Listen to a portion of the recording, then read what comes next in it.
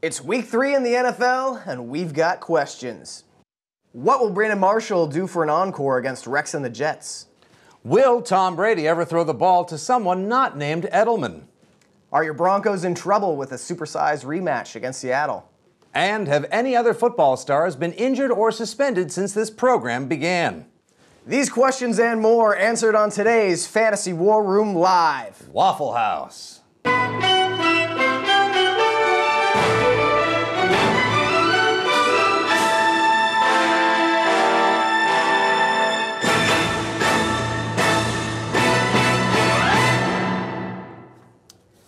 We should probably note that Waffle House does not actually sponsor this show. It's something that I say in excitement, though, like touchdown. I can't say touchdown for everything. Or we can just send Waffle House an invoice. Guess what? You guys sponsor the show, and now you owe us money. Have you been to one recently? They're delightful. I've not. They have greeters at the door, kind of like this program. Hi, everyone. I'm not into greeters. Oh, but we should greet the audience. Hello, everyone. I'm Matt Ufford, as always, joined by Nick Stevens. This is the War Room. We're coming to you live from New York City. That's right. You might be enjoying this program live right now at 4 p.m. East Coast time. Perhaps you're a subscriber and enjoy the podcast on the iTunes. We're working on that. There's been some trouble getting that up on iTunes. We're going to fix that as soon as possible. You know what happened? Huh. Friggin' U2 album. It was all set, and then Bono and gang just came in and bumped us right. Get out of my, you know what? Get out of my iCloud. I've noticed that we haven't really started talking about the NFL yet. Do you think there might be a reason for that?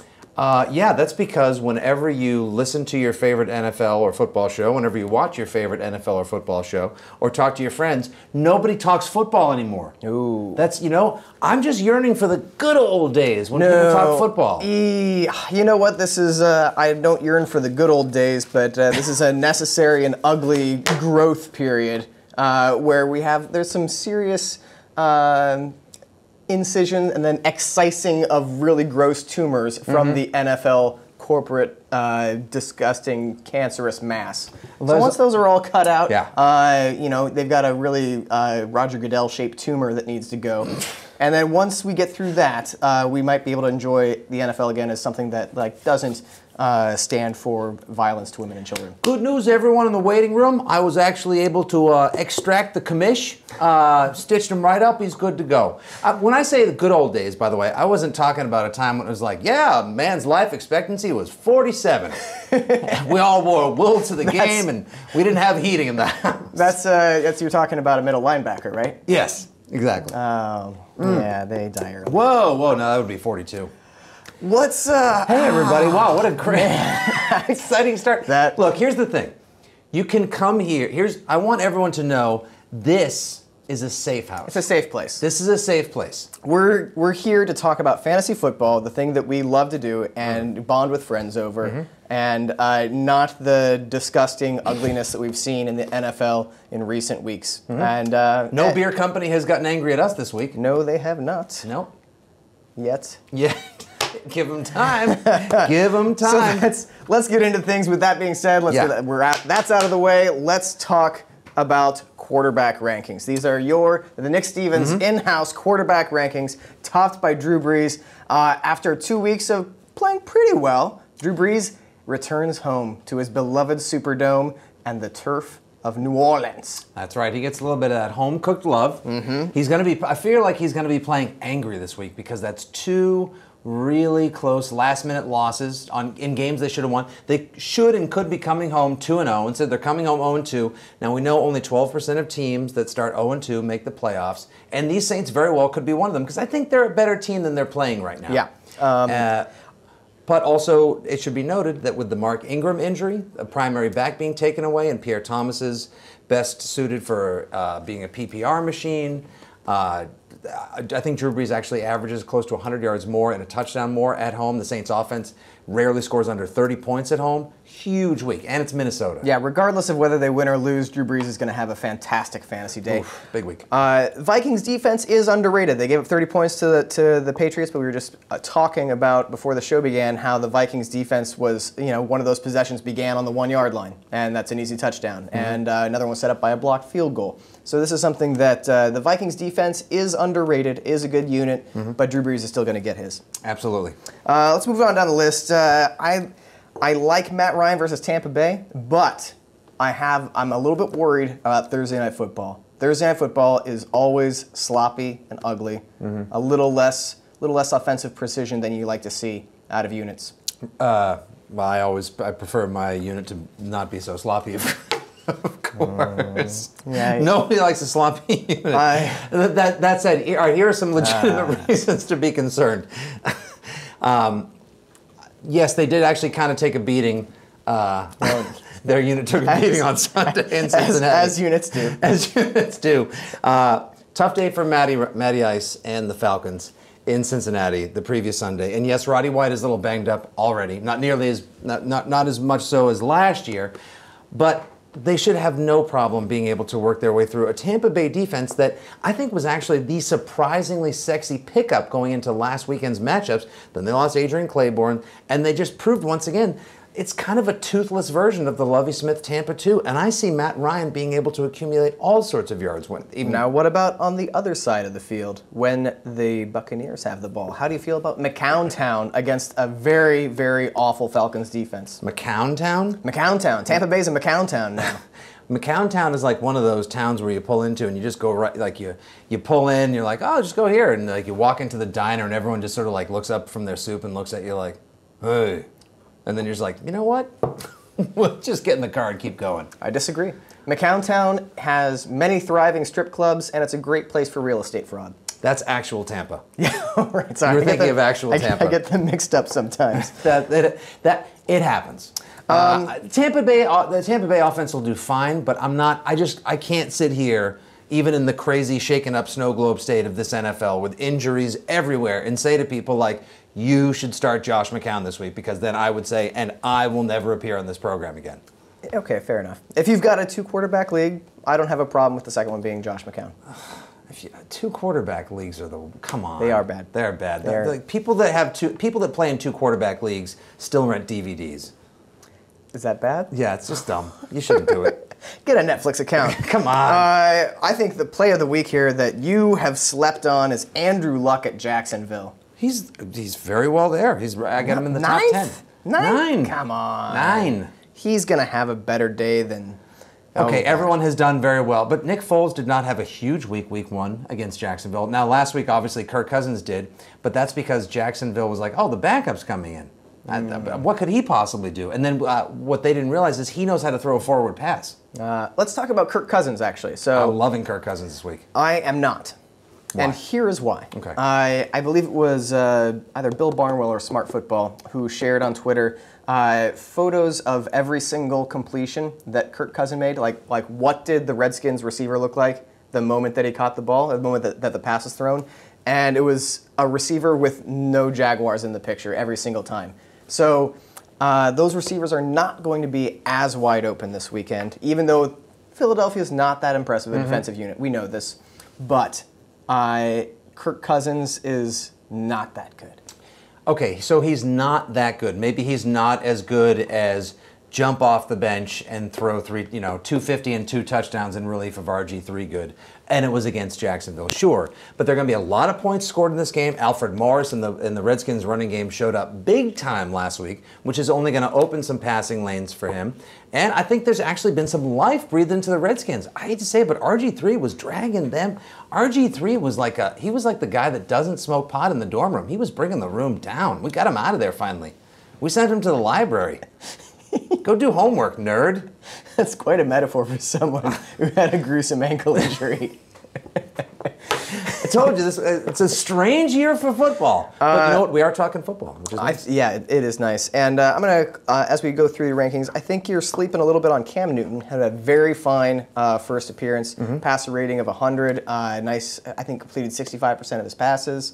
Only tossed 1 touchdown, but I think against a shoddy Pittsburgh defense, playing at home, I think Cam Newton's a better play. I'll even say Tony Romo's a nice play this week.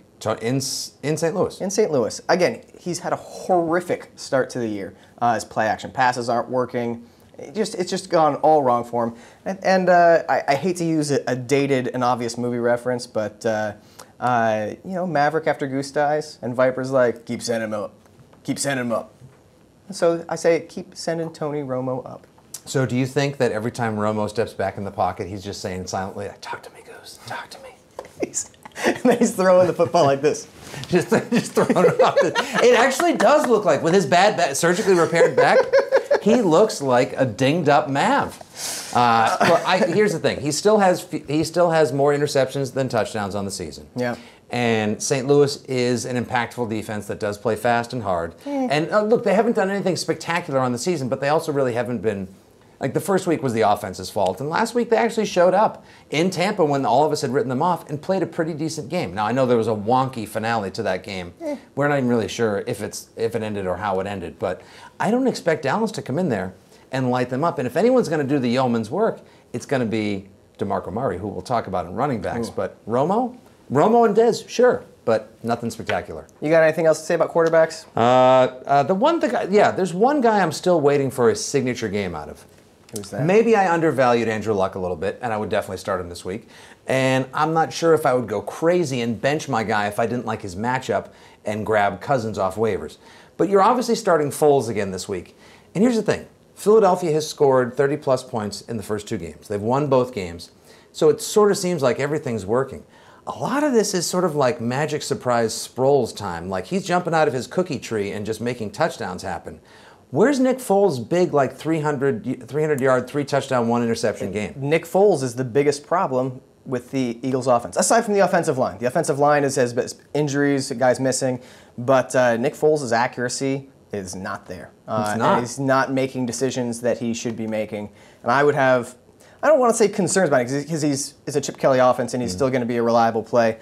I would like Jay Cutler this week at the New York Jets.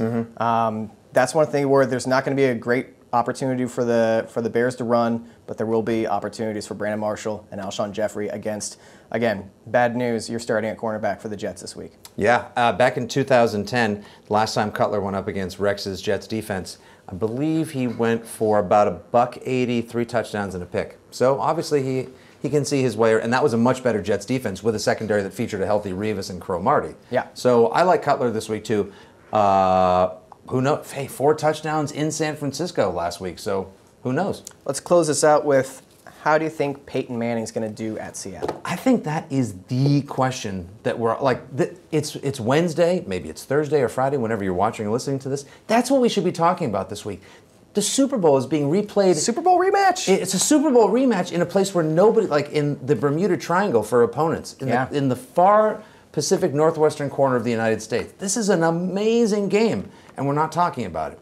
I actually think that Peyton is going to do well this week, but not top 5 or classically Peyton well. Maybe like 235, 2 touchdowns, 2 picks.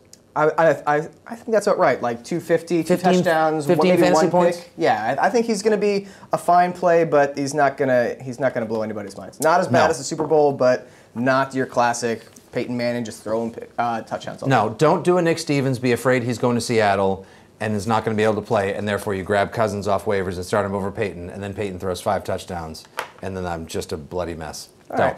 That's good advice. Okay. Let's move on to running backs. All right. The big play this week, your number 1 back is LaShawn McCoy versus Washington. I think that's we don't have to talk too much about that. 3 weeks at the top of the charts, has not actually had a chart-topping week. Perhaps this is the week. We're not sure when it's going to come from Foles, but this could be his monster week. I think that's very possible. It's yes. It's not like Toby Gerhart did a lot against the Redskins. I think 9 for 17. It's like we might as well be talking about different animals, Toby Gerhart and LaShawn McCoy. It's like we can't compare them at all. I know. Had Toby Gerhart, that you were talking about that play earlier before the program, about how Gerhart actually had like this huge gap on one running play and then just actually ran right into the ass of his own left tackle. Like, had he dropped the ball, it would have been butt fumble too. Yeah. But he didn't. But it's still, a shame. He's not good at running back. LaShawn McCoy is great. Up at the top, I could see a little movement, but I think the top 5 are pretty set. You've got Marshawn Lynch, who even the Seahawks were dominated in time of possession. The Seahawks only ran 40 offensive plays, 17 minutes time of possession, and Marshawn Lynch still had 63 yards from scrimmage and a touchdown. Man, he just gets it done. Runs angry. And who is he angry at? Giovanni Bernard. the frustration we had during Giovanni Bernard's rookie season was he wasn't getting the ball enough. 32 touches last week. Great to see him finally getting his. And Jeremy Hill still like 17 touches and a touchdown. I know. Well, they played the Falcons. That'll do it. They played the NFC's Jaguars defense. That'll cure what ails you. That'll cure what ails you. And then number 5, I think you have him rated a little bit too low, is DeMarco Murray, who, I know, if we want to go way back to the preseason, I said he was going to be a top 5 back, and he's even better than that so far. I'll tell you what, if he can actually play a healthy 16 games with the way that they're running the entire offense through him, now maybe some of this is because Tony Romo still is Tony Romo, or because he's a little dinged up. But they have a good offensive line. They have a great offensive line, especially for run blocking. Played 14 games last year. DeMarco Murray, I believe, was the number 1 or number 2 back over the last 6 or 8 weeks of the NFL season last year, fantasy-wise. If he stays healthy, I could see him finishing number 1, especially if LaShawn McCoy is hemorrhaging touchdowns to Sproles the way that he has been the last couple weeks. Sproles keeps scoring from 40 yards out. You can't see him. He's small. Danny Woodhead looks down at him. Yeah. He's small, tiny human. Matt Forte, I think, is an interesting person to talk about this week, because I actually think that if you're deep at running back, if you load it up on running back early, I might consider benching Matt Forte this week. Would you? Because nobody really runs well against the Jets. No, the Eddie Lacy last week, 13 for 43. And it doesn't stop offenses from working because they can just get it done through the air against the Jets. Here's the thing. It's the PPR factor. You know what? That's what I thought starting Forte against the Niners last week, but he just didn't even get it done in the passing game either. Right. So I don't know. I mean, maybe it's hard though. I mean, it's real. That's a bold sit. That is a. But if you're a riverboat gambler and feel like the Jets' run defense is something you don't want to mess with, I might consider it. It is a bold sit. But who would who would you recommend, either from your bench, from your well-stocked reserves, if you will, or maybe from the pile of humans that you continue to tell me actually play football that are starting for injured running backs? Would you say, okay, bench Forte and start blank? Jeremy Hill? As we go down the list, I wouldn't go Jeremy Hill. Okay. I'd say maybe Zach Stacy, who's got a nice matchup versus Dallas. And my deep pull of the week it's not even a deep pull, but Joyke Bell has got a great matchup against the Packers, who, of course, are now without B.J. Raji. They just have a problem in that middle of the defense. They don't have anybody to dominate the line. And Joyke Bell has been getting more snaps and more touches than Reggie Bush. He's actually getting more targets, too. 11 targets last week to Reggie Bush's 3. I think Joyke Bell's going to have a really good week this Sunday. Yeah, anybody could run against the Packers. When you said like they've got a problem up the middle, yeah, they can't stop anybody. There's no defense up the middle. It's a very underwhelming Packers defense, to the point now where whatever running back is going up against them, to me, should be top 10 probably. Yeah. If he just were not part of the split. Now he's starting to pull away early in the season in terms of carries versus catches, but he actually got a couple of targets out of the backfield as well on swing passes and screens. So I'm wondering if either Reggie Bush is a little dinged up, maybe if Bell is just better, or if Reggie Bush is in need of the discipline of a 1-year-old. Oh. Yeah, screw you. Yep. Before we talk about some of the young reserves that are stepping up out of a handcuff role, I want to note that you've got Le'Veon Bell, who's a top 3 fantasy back through 2 weeks, down here at number 18. In your Carolina's defense is toothy. It's toothed. It's like a shack. It is. It's like one of those like megalodons. It's like a mega shack. No one's really doing their job against. No one's really kind of running up the yardage. No one's totaling it up there. Le'Veon Bell, to me, this was my courtesy top 20 placement of him. When in fact he would be somebody that I would consider benching this week, because I feel as though they're going to be forced to pass. Now, Greg Hardy might be riding the Discipline Express. It looks like he is. I'm not sure. There's conflicting reports earlier, just before we started this, but right. I wouldn't count on him. Yes, exactly. Good football player, better human, obviously. He may not be playing. Now, that hurts them a little bit, especially when it comes to the pass rush. But by and large, people are having a hard time establishing the run game against Carolina. I'm not loving him. I'm surprised you didn't take me to task for putting Jonathan Stewart, a Carolina running back, just beneath him at 19. But anyone can run against Pittsburgh. Indeed. Bernard Pierce, who was awful last year, just 3 yards per carry. Benched week 1 this year. Benched week 1, 22 for 96 against the Steelers. Justin Forsett out of retirement. Everybody who quickly added Justin Forsett because he was going to be the starter promptly got a shiv in the guts from Coach. They just got pushed over the railing in that big death montage. They got Walter Whited by John Harbaugh in that famous montage scene from the prison. Jonathan Stewart actually showed up and put his big boy pants on last week. Played a full game. D'Angelo Williams hurt. Now, I know no one has wanted to come within 57 yards of that Carolina split. Yeah. But you can run on Pittsburgh, and if he's healthy, I don't love Cam Newton as much. I actually like Jonathan Stewart more this week. I'm with you on that. And let's close the thing out. You've got Pierre Thomas versus Minnesota at your number 20 spot, ahead of his the person stepping in for Mark Ingram, which we're thinking is going to be Kyrie Robinson. Mm-hmm. Now, I'm with you as far as having the Saints running backs low because it's one of those things with the Saints offense. You never know how the spread is going to shake out. Drew Brees always giving the ball to someone who you have on your bench. He's really good at that.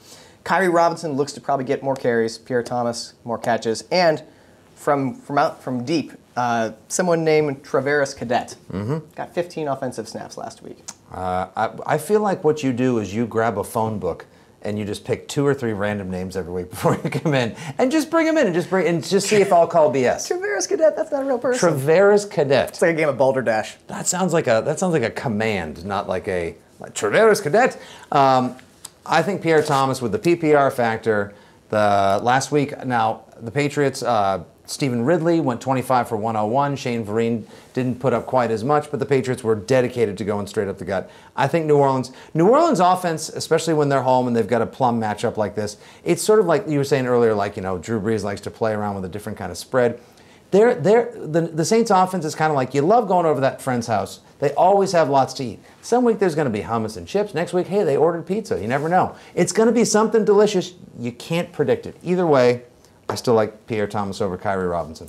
All right, I can't disagree with that. Now I want to talk about because we've had a slew of running back injuries and / suspensions, and so we've got a grab bag of names. We've got Lamar Miller who's getting playing time because Noshawn Moreno's got a dislocated elbow. Oof. Ouch. Yeah. Niall Davis in for Jamal Charles. Someone named Matt Asiago? Yes, Matt, my favorite, one of the underrated Italian cheeses. And someone who's not in your top 20, Donald Brown stepping in for Ryan Matthews. Ryan Matthews is out for at least a month, I believe, as well. He's got is it a torn meniscus or a hyperextended? Sprained MCL and acute fumbleitis. Acute fumbleitis as well, right. MCL, lousy phone provider. I don't love Donald Brown going up. Donald Brown is never somebody who's just like, I'll tell you one thing I got going against the guy I'm playing this week in fantasy, Donald Brown. Nah. Yeah. Not in Buffalo, too, and they're playing very well, 2-0. Danny Woodhead will probably get a slight bump up in his touches. Donald Brown, I think, is going to get the bulk of the carries and, of course, any goal line work. I do like what's great is with Ryan Matthews out for a month, the Chargers' next 4 games, the schedule is fantastic. I looked it up last night, and now it's evaporated from my brain. But if you grab Donald Brown off of waivers, you're in for a great month. Right. So I like him for the next couple weeks. I like Niall Davis a lot. Here's the question. If you lost one of your primary running backs, let's say you had the 3rd pick in your draft, you grabbed Adrian Peterson. Maybe somewhere around the 9th, 10th round, or even later, you got to waivers early. You picked up a Lamar Miller because you thought he was there because Noshawn had taken the job. Nobody grabbed Niall Davis as the handcuff for Jamal Charles. Matt Asiato, or Donald Brown even. Would you flex one of those guys in place of, let's say, a Noshawn or even Forte? Well, certainly not Noshawn. But in place of Forte? In place of Noshawn. Now that Noshawn's out, would you start Lamar Miller? I'd start Lamar Miller this week. Yeah? Yeah. I think that he's going to be, again, we've done this before with Daniel Thomas, where you think that Lamar Miller's got this, and then Daniel Thomas gets a touchdown, and you're frustrated with Lamar Miller's 4 points again. But, most of the leagues that I'm in are pretty competitive, and I have to put someone like Lamar Miller into the flex position because I drafted Jamal Charles. Yep. And you didn't grab Niall Davis. I would start Niall Davis this week. I would start Donald Brown this week. I would not start Matt Asiata now or anytime. I know he had a touchdown last week, 40 yards receiving, but 13 for 36 were his carries. No thanks. All of those guys to me are like coming home half in the bag, and the only snack in the house is salt-free pretzels. Like, all right, it'll get the job, but like, right? It'll absorb some of the booze. But otherwise, boy, that was who bought salt-free pretzels? Yeah, indeed. Let's. I think that's a wrap for running backs. I don't have anything to add to salt-free pretzels. That's this week's back end of the running backs. Just a bunch of salt-free pretzels. Ugh. Gross, right? Gross. Hey, this is a gluten-free Chinese food. Well, then why'd you get it? Ruined everything. Oh, no MSG too? God, where is this? Russia? Now, wide receivers. Wide receivers. Obviously, Mr. Number One. Calvin Johnson. A little bit of a quiet week last week. Yeah. For him. Tough and Carol. It's tough. Well, the fumble, Stiltskin, Detroit had 3 fumbles in the first quarter. They shot themselves in the foot via the junk, which is, if you say like, oh, I Detroited myself, that's what you did. So it was tough for their offense to get on track. But this week, against Green Bay, I mean, Green Bay made Geno Smith look awesome last week at times. I mean, awesome. He did. And then if you look at Calvin Johnson's schedule coming up, at New York Jets, yes please. Buffalo, yeah, sure. Have some. At Minnesota. Delish. New Orleans. Goody. At Atlanta. When the Lions go into their bye, Calvin Johnson will be standing atop the NFL looking down across the Serengeti like he's the Lion King. Megatron, you're #1 again. Easy Starscream. This is the week, we were saying this before the show, if someone in your league has, obviously, I almost said that. Guys, if someone in your league has Calvin Johnson, he might not be very good at fantasy, so you could probably get him for, like a Donald Brown. Sure. The guy that has Calvin Johnson in your league, maybe because he had a rough second week, maybe this is the week where you're just like trying to see if you can offer him like a comparable wide receiver, a good running back, and maybe a backup tight. Like, just throw a trade at him, because over the next 5 to 6 weeks, he's going to be a monster. Yeah, give him, I would say, offer up a great RB1 plus Wes Welker. See if he'd bite on that. Maybe you're the guy that had Welker, stashed him away. Who knows? He's got at least 2 games left in him before he thinks he's from Hawaii. Man.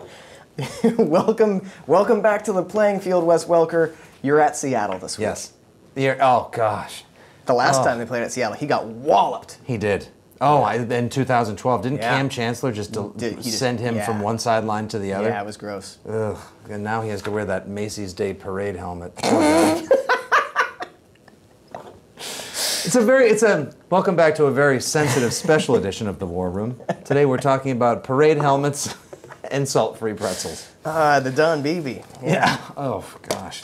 So, listen, I don't have anything to quibble with in your rankings here as we go through the top 5, maybe in the top 10. Jordy Nelson, 30 targets through 2 games. That is astounding. Nobody else even has more than 25. If you have Jordy, man, I'm jealous. I don't have him in any of my leagues, and I'm jealous. I want him. Yeah. Don't you wish you drafted him? Yeah. But he's been kind of brittle. It's true. I think it was 2 years ago, Houston was either undefeated or only had but a loss on the season. And everyone was thinking like they were a juggernaut. Eventually they got derailed in New England and got beat in the playoffs by them as well. But there was this strange, I think it was a Sunday night game, or maybe a Monday nighter, where they played Green Bay, and Jordy Nelson, just coming back from an injury, just went off. Oh, yeah. He's kind of a matchup nightmare in a lot of ways, because you saw last week where he just blew by D. Milner on that great catch deep and 80-yard run. Yep. So 6'3", big hands, great hands, and deceivingly fast. Yes, deceivingly fast. Big, great hands. Big.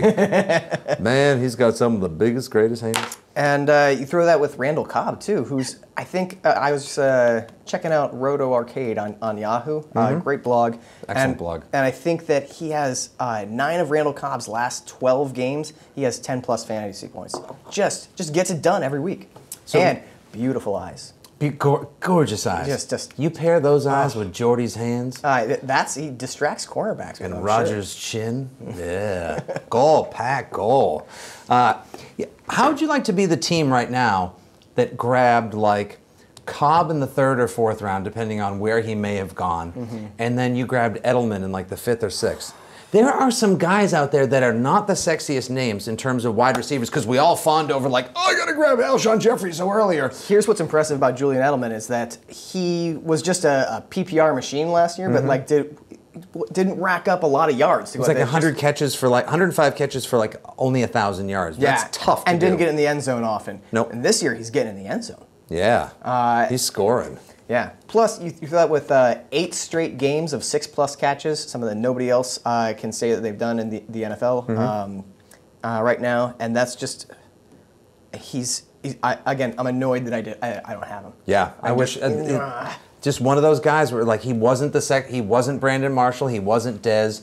You should like it's starting to seem that you probably should have gone sexier running back and waited on the wide receivers because guys like Percy Harvin, guys like Julian Edelman, guys like Jeremy Maclin and Randall Cobb are getting the job done, and they were not first 3 rounders. I'm glad you mentioned Jeremy Maclin because he's got a great matchup this week. He scored each of the first 2 weeks, and he only has 8 catches on 21 targets. So he and Nick Foles haven't really worked out that chemistry. That's going to get better as the year goes on. So he's already done well so far, and he's going to get better. If you can get in on his action, get in on that action now. You're like, I want some Jeremy Maclin. I'd love to go deep on that action. How about Mike Wallace? I scored actually first 2 weeks. In my notes, I was like, we have to say nice things about Mike Wallace.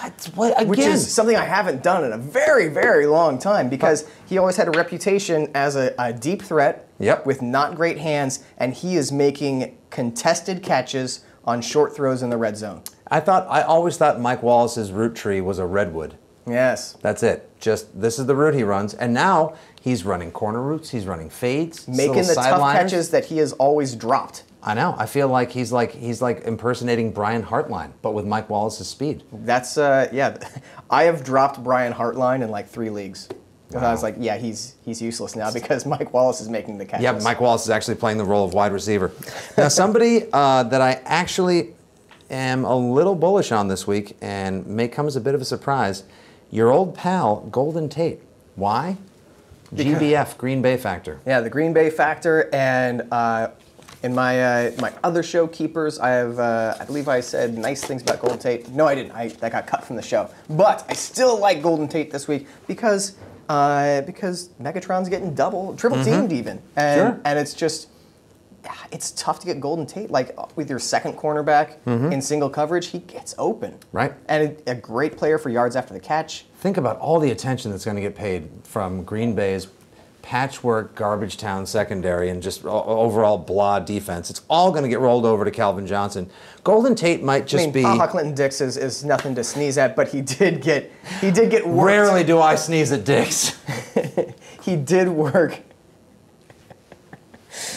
I'm done. I rarely do I sneeze at. But Ricardo Lockett did work him over in the open field in week 1. So he's still a rookie, you know, And yeah, no, I like Golden Tate this week. I think he's actually a pretty smart play.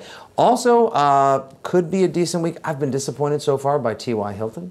Hasn't really done as much as I thought he would have. I think he's due for a great week. He and Reggie Wayne are both must-starts this week against Jacksonville. Absolutely. Just because I saw how wide open the Redskins wide receivers are. And Reggie Wayne and T.Y. Hilton are better than, well, Deshaun Jackson's all right, but I'm not that impressed by Pierre Garçon. Right. So, yeah, give T.Y. Hilton a start, give Reggie Wayne a start. And Marcus Colston, decent on the season so far. I'm going to give him a little bit of a bump up. He's top 20ing for me this week, although I do expect the #1 tight end, who we'll be speaking of momentarily, to probably beast in that game. A little RVI, FRVI, fantasy relevance via injury. When other guys that have been taking touchdowns away, like Mark Ingram, who's scored 3 touchdowns on the season before breaking his hand, they're going to have to go to someone now. Maybe Drew Brees decides to start throwing him again. Colston could actually sneak one of those. See, I have Brandon Cooks ahead of Marcus Colston this week because I think without Mark Ingram, they're going to swing things over to the short passing game a little bit more, and that's going to favor Brandon Cooks. You think so? And we're going to see him like on some sweeps, some end arounds. I think Brandon Cooks is the man to start. Well, New Orleans is in the Superdome, so maybe they'll get some home Cooks. And which camera? I believe the show's over now. We got just a couple more seconds on wide receivers. I want to make special note Sammy Watkins, welcome to the NFL. Yeah. 8 for 117 on 11 targets. 11 targets. EJ Manuel, I like to say, give him the Hispanic name, Manuel. Threw the ball 26 times, and 11 of those targets went to Sammy Watkins. And I think he even meant 7 of them. He's not the most accurate quarterback in football. There's also a little bit of buzz about Davante Adams, rookie wideout for Green Bay. Jarrett Boykin had a drop in the end zone in week 2, and Davante Adams then started getting snaps as a third wideout. Got 5 catches for 50 yards, almost had a touchdown. And if he ends up being that Green Bay third wideout, I'd say if you don't have a deep wide receiving core, go ahead and pick up Davante Adams now before he has a great game and there's a waiver claim rush for him. Right, before there's a run on him. But and also to consider, Green Bay doesn't have a tight end that they're in love with this year, so it's really going to be. I think that's why we're seeing a lot of 3 wide receiver sets, because the tight end, if anything, because of the injuries they've had on the offensive line, they're probably keeping the tight ends in a little bit more to protect Rodgers and block, so therefore it's really all about the wide receivers. I think he's a great pickup this week. All right. I think that's our discussion for wide receivers. Let's move on. Let's move on to my favorite, tight ends. Tight ends. Hashtag butts. Jimmy Graham, we'll just praise him. 2 touchdowns each of the first 2 weeks. He's awesome. The best. He's super good. I'm calling it right now. 7 for 90, 2 touchdowns. Just mark it every week. Every week. Every this week. And you know what? He may be so happy with the second one. He's gonna be like, you know what? This one's worth 15 grand. Curse slam. I would love that. I would too. I would love that. I would especially love if he actually ignored the goalpost, went up to an owner's box, and slammed the football in Roger Goodell's face. That would be awesome. If Roger Goodell decides to attend the game in New Orleans, last Boy Scout. Jimmy Graham is leaving through the tunnel. What's going on? And then they cut up to the box, and Jimmy Graham comes out and slams it. Or it's last Boy Scout, like when Damon Wayans takes the football from the field and throws it up to the owner's box and hits the senator in the face. Do you remember that? Yes, that was a fabulous movie. That would be fantastic. Or then Joe Horn jumps down from the stands and gives him his cell phone. And then he makes a call and he says, like, yeah, I just slammed it in the commission's face. Nobody makes calls with cell phones anymore. Oh, that's right. I forgot. It's like people that rent DVDs. Yeah. Yeah. No one does that. Rob Gronkowski, you have at number 2, ranked entirely too high. Oakland cannot cover a tight end. Yeah, there's a lot of teams that can't cover a tight end. Gronkowski is still not playing that many snaps, not even playing 50% of offensive snaps yet. But Tom Brady has to throw the ball to somebody. Yeah, and that person is Julian Edelman. This is the week. This is the week. I know everyone's been saying. I don't know. I got a feeling about this week. Something telling me, Gronk, there's something about that guy. All right. Look, Julius Thomas in Seattle. That obviously takes him down a notch, or peg, depending on how you keep track of height. Assuming that he doesnn't go Antonio Gates on the Seahawks, which it's pretty hard. I don't think that's going to happen 2 weeks in a row. Who saw that coming? I don't want to be a Seahawks homer. I don't want to be that person, but those throws that Phillip Rivers made with defensive ends crashing around him, just floating a pass. I don't want to call them fluky because they were plays of great skill from both Rivers and Gates, but it's just the fact that he accumulated those catches for 3 scores was a complete fluke. Yeah, it happened to just be the Sunday where he'd looked at all of his friends and he was like, hey, guess what? Turned around, took the basketball, I'm gonna sink this, and threw it over his head. And 3 times. Once it bounced off the ground, once it was a swish, and once it got backboard. But he got it in all 3 times. Yeah. Those passes to Gates were bananas. Yeah. But it happened. I don't see Julius Thomas being able to. I know. See, I know. Let's extract the fandom and get back to the less fan analysis, more man analysis here. Sorry, I apologize to everybody. Dennis Pitta owners have to be. You've got Pitta at 7. You've got to be pissed that Owen Daniels.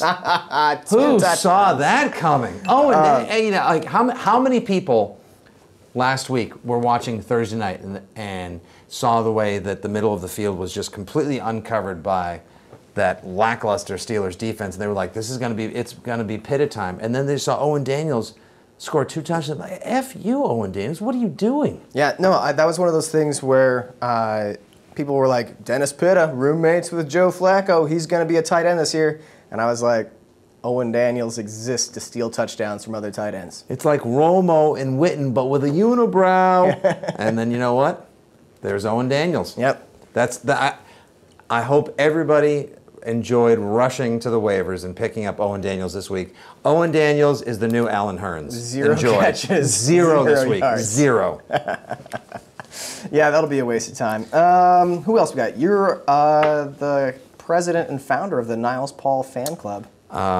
Let's go ahead and cue up last week on the show where I said pick up Niles Paul. He was the best waiver pickup for tight ends, and he was going to go off. Go ahead and roll that clip. No, we don't have that. Okay, well, I said we actually erased it from the internet. No, you never said it. There's no proof. Oh no, it's just gonna be this. If you watch the tight end analysis last week, there's just a giant jump cut. We Goodell'd it. Oh, you did, didn't you? It's in a bucket with Spygate and all that other stuff. Well, anyway, Niles Paul last week, 8 for 99 with a touchdown from Kirk Cousins. That's a pretty good week. Obviously filling in and doing Jordan Reed's job better than Jordan Reed, who obviously can't play right now because he's hurt all over his body and frame. But there's no reason to think, why not? Why can't he be a top 10 tight end this week? Sure. Bet he's available in your team, in your waivers. Got all those preseason second-string snaps with Kirk Cousins. They're BFFs now. They're totally in sync. Mm-hmm. At least you did this and missed. I had 2 fingers. All I had to do was make them touch, and they missed. Field sobriety test failed. Couple names at the bottom of the rankings I want to note. Dwayne Allen at Jacksonville, you have at 12. I think he's going to have a top 5 day for tight ends. Okay. Of course, Zach Ertz and Niles Paul both had huge days against the Jaguars. They can't cover tight ends or anyone. No. I think Dwayne Allen gets his. That could be the new must-start tight end guy. And then Larry Donnell. Donnell. Let's call the whole thing off. Yeah, 17 targets in 2 games, and the only person that runs routes for the Giants that apparently has hands and not stubs that bounces off the stubs. Or just like drop paws, I like to call them, where like when Eli Manning throws it to you, you just drop paw it to the ground. Yeah, I will say as much fun as it is to make fun of the Giants' offense and Eli Manning, he was actually pretty accurate with most of his throws on Sunday, and suffered a lot of drops. And that was great. Loved it. Loved every moment of it. It was like cats. I would see it again and again. So hey, look, when we put a tight end at 15, obviously we have to, sometimes people they have a league where you can flex a tight end. That's okay. Yeah. We're not telling you just because we have Delaney Walker at 14 or Larry Donnell at 15. It's not like, okay, you have to start him this week. If all these other tight ends, maybe somebody has Martellus Bennett and Pitta on their team. Yeah. So if he's available or if that's your tight end, he's a worthy start this week. But I'm not scooting him in front of like Sproles or Kyrie Robinson or something. Also, in my super deep cut, you can't trust this guy, but if you had to roll the dice with him, I'd go with this week, Jared Cook. And I know that sounds insane. I know you think... you know what? One of the key things that we're talking about now in the NFL is that the cycle has to stop someplace. You have to break the cycle. No, because I haven't said... stop the cycle. I haven't said anything nice about Jared Cook for a year, but Dallas has given up 186 yards and 3 touchdowns to tight ends in its first 2 games. You know what's gonna... You're literally making the you couldn't do worse face. Come on! I'm just saying, strictly on the matchup, Dallas is bad covering tight ends. Jared Cook is a tight end. You're making the same face that like an executive for GM would be making to people like, hey, our cars haven't killed anyone for like 6 months. More like 6 hours. Oh. Hey, there we go. I have nothing else to say about tight ends, do you? Nah, nary a bit. You want to talk the D? Let's talk D's. Let's talk D. Last week, several games won for me thanks to the New England Patriots defense. There is a bit of a paradigm shift in New England right now. They're going back to that early 2000s, Super Bowl winning format where it was like, you guys go ahead and just score some points and we'll take care of the rest of the game. Or at least that's the game they played last week. The offense can't. It's terrible. It's really not good. It's very upsetting. We don't have enough time in this program, nor is it the right program for me to talk about that. But big week last week. 8 sacks. I believe they had like 8 sacks, 4 picks against Castle, a blocked field goal, touchdown return by Chandler Jones. And now this week, they draw Oakland. Oakland's good, right? At throwing the ball to the other team, giving the ball to the other team, and not being... Actually, I believe it was Sir Charles Woodson who put it best this week. We suck. Yeah, that was his quote. Yeah. My favorite play this past weekend was James Jones fumbling twice on the same play. He not easy. Makes a great catch on the sideline. Fumbles going to second base because the play was in Oakland. Right. And then runs through right field before fumbling it where the wall should have been. That's too bad. Really nicely done. Thank goodness that kid going, hey, hot dog's here. Remember Mark Sanchez got a hot dog in Oakland once because he could? That was funny. He had a hot dog on the sidelines. Butt fumble. Pats, obviously big play this week. Not loving, last week I, like many, rushed to pick up Tampa Bay thinking they were the matchup play against St. Louis. Yeah, me too. Yeah, we got burned on that one. They got a whopping 4 points last week. Yeah, and I benched the Patriots defense in one league to play Tampa and lost because of it. And the injuries to Tampa are really rough. Deep. Yeah, losing Gerald McCoy is a tough one. Yeah, they already lost Claiborne. Now they lost Gerald McCoy. That is their pass rush. Yeah. So that's going to be got a little bit of Levante David, maybe? I would. That's more coverage. Yeah, he's much more of a coverage back. So that's going to be a bend and kind of break Tampa 2 down there. So not loving them this week. You know, I maybe should have bumped up Cincinnati a little higher. That has been a very good defense so far. Yes, that's them ranked 7th. They probably will finish top 5, especially considering that perhaps maybe. It's also, I think isn't perhaps maybe the name of one of those. Definitely maybe. Goldie Hawn movies, or what's their daughter's name? Kate Hudson. Sure. Yeah, Tennessee might have perhaps maybe showed us their true face on offense last week. Maybe they're not as good as that first week indicated against Kansas City. Yeah. Cincinnati could be a good play this week. And the surprise pickup / play, everyone, I would maybe grab New Orleans. Because I think they're probably on waivers. If you're looking for a matchup-based play, Minnesota is not very good on offense. You could do worse than defense-facing Matt Castle. That should be you should be able to go in your league to the drop-down menu and just select defense-facing Matt Castle and pick them up. I also like Houston most weeks actually, but the Houston defense against Eli Manning. Oh. Yeah. Oh. Yeah. I have a bowl of fava beans. I have some nice Chianti, and I am looking. I want to eat it up.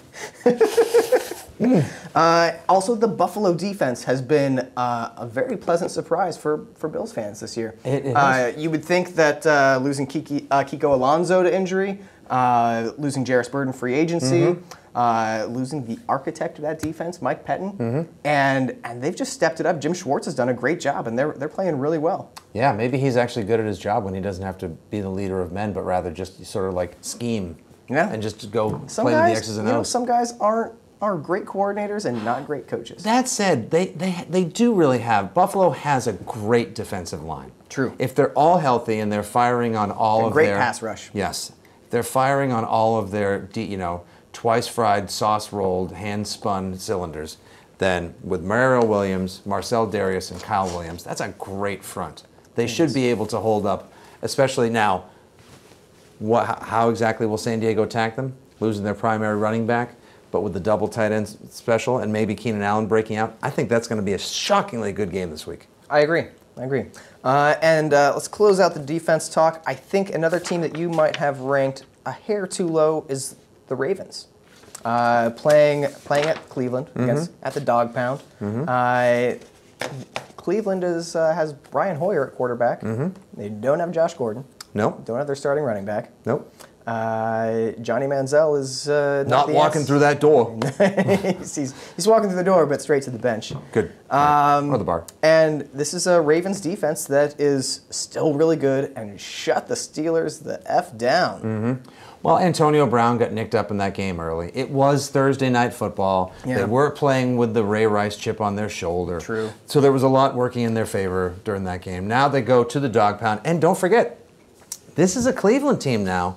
They won before late October. Yeah.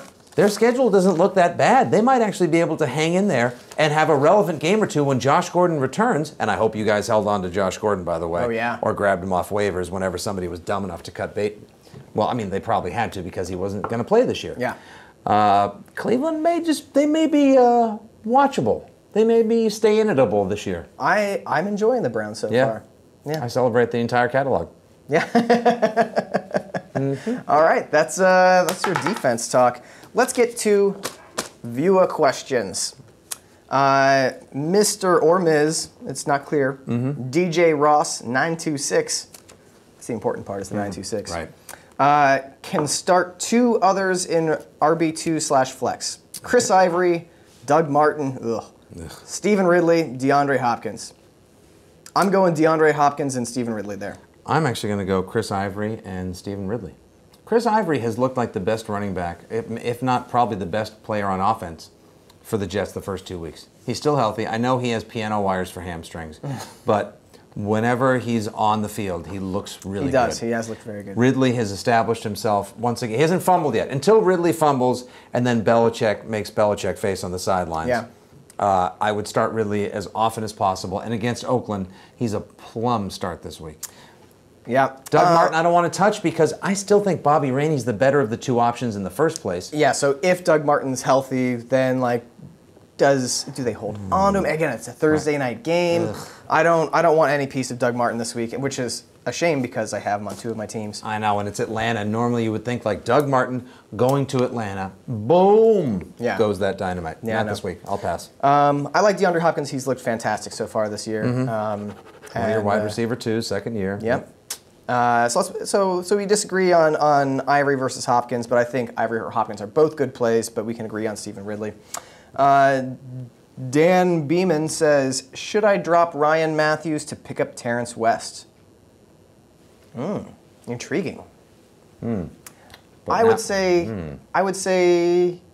it depends on your league and your depth at running back. Like if you need a guy to start and you don't have any other answers, I would, Are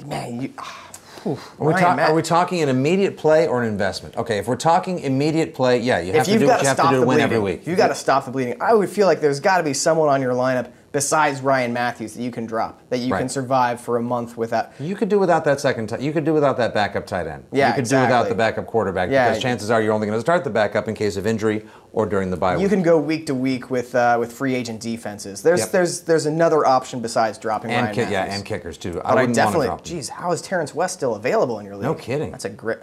Get that. Wow, I had no idea they let 4th graders play fantasy. Oh. Yeah. Hey, you know what? But Terrence West has not seen. I mean, you still got Kroll taking away some of his carries, and he's still getting it done, even with Kroll doing that. He is, but I still wouldn't make the drop. If we were talking about a long-term investment, no. If we're talking the immediate stop the bleeding play, yes. Yeah. Likandar says standard scoring: Cam Newton versus Phillip Rivers. Well, now. Cam Newton at home against the Steelers or Phillip Rivers in Buffalo? That's someone who took our advice and waited till the mid-rounds and then grabbed 2 of those value quarterbacks who now look great because I bet this guy has fantastic running backs and wide receivers. That's a tough one because Phillip Rivers, accurate passer, showed that he can throw 4 touchdowns in a game against a very good defense. Father of many, giver of great gifts. Yeah, he's virile. Yep. Nobody throws the ball into the ground better when his team is guilty of a false start or too much time better than Phillip Rivers. Andy Dalton does it well too, though. Yeah, but nobody does it better than Phillip Rivers because you can only imagine what he's saying under the helmet, which is fantastic. Put it this way: let's go projections. I see Cam Newton this week. 240, 1 running, 1 passing. I'd go 260.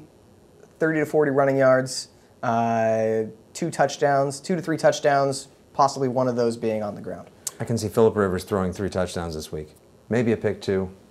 They're going to throw it a lot because we're easing down. We're transitioning to life without Matthews. I think Cam Newton is the safer floor.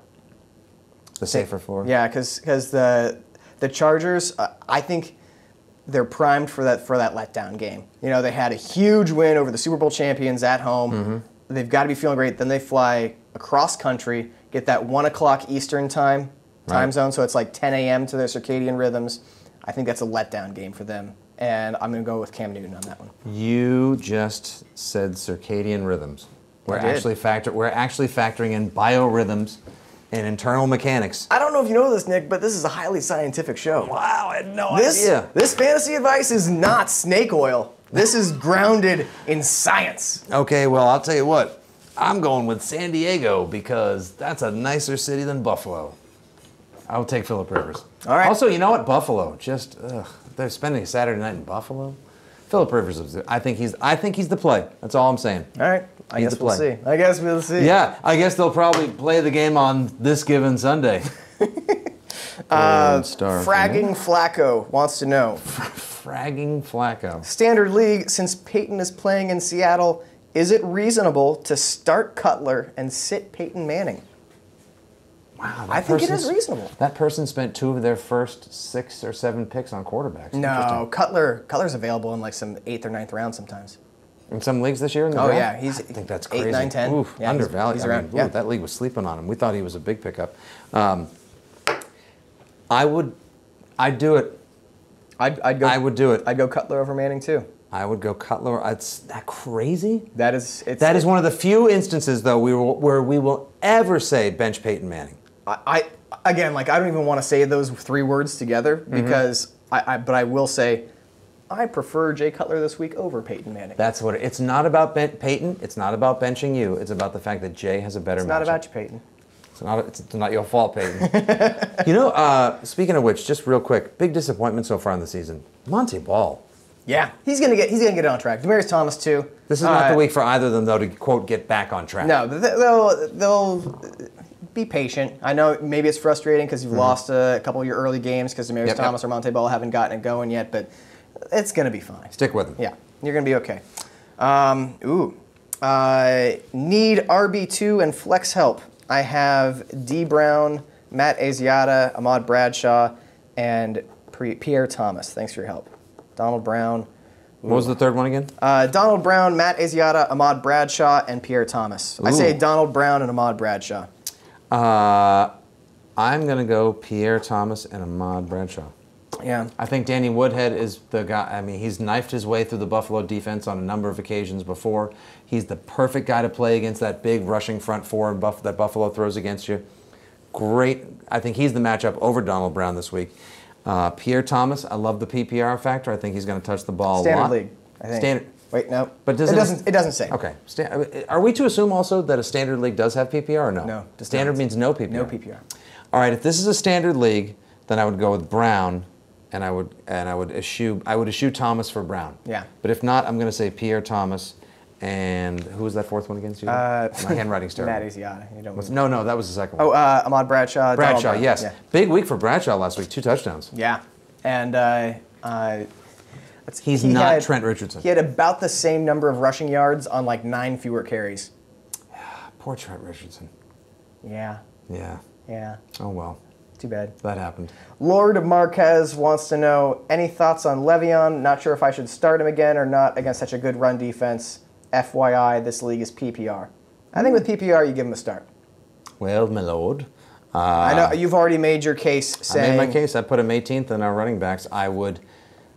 he's RB2 flex to me this week. I don't love it. I don't think anyone goes down there and does a great job. I don't think anyone racks up big yards against Carolina. If you have better options, although I'm not sure exactly what 2 better running back options you'd have, just temper your expectations. Yeah, I think if it's PPR, you start him, but also know that turn those expectations down a little bit. Yeah. It's like going on a date with me. Really? Yeah, just lower your expectations. Lower your expectations early? Yeah. That's how to get you?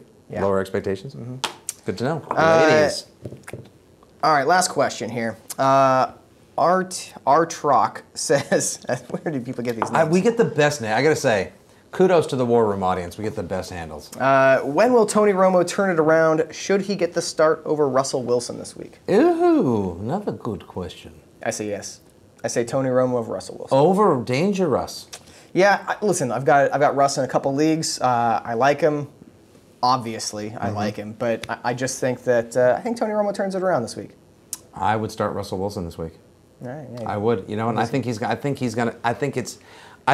see, because it was a group effort. It took the village, and the village absolutely whipped the rear of Denver in that Super Bowl that you enjoyed so very much. But that's a beefed up defense. It is. Now that defense has improved significantly.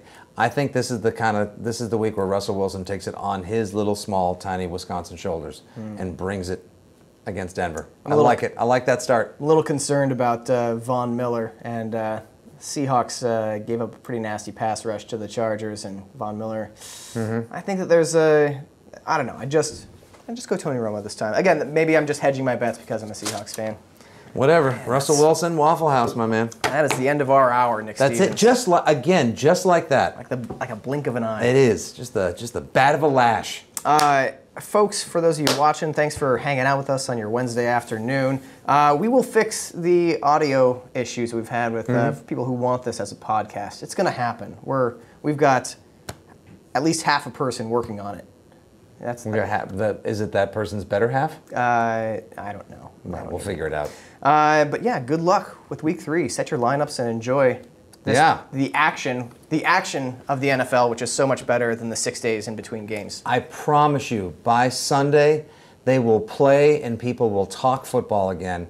Sit back, relax, buddies, beverages, bites, ball game, and hey,